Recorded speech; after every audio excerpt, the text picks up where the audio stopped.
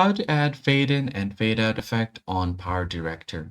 What's up everyone? In this tutorial, we're going to find out how you can exactly add those kind of animations. So let's just jump right in.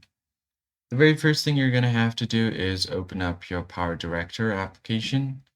And once you have done that, just launch your app.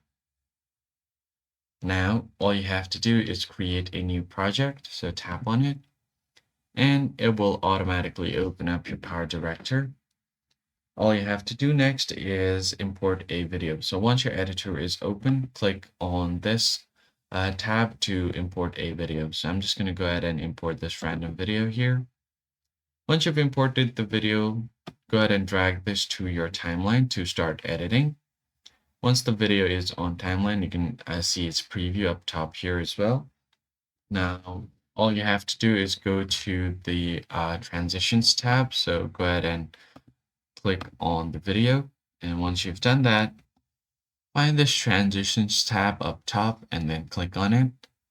Now from here, scroll down a bit until you find the general transitions, or you could just go ahead and search for blur. If you don't find the effect on the blur tab, you can just go ahead and tap on the search transition and then type in fade.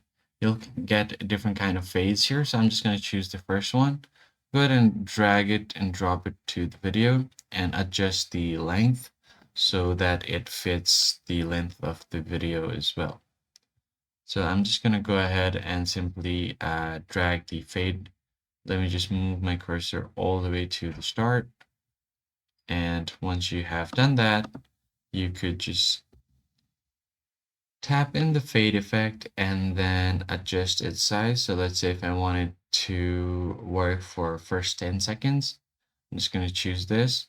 And if I start playing the video all the way from the beginning, it will slowly fade in. And once you have done that, you could increase its length a bit if you want. So let me just go ahead and increase its length to around 5 seconds.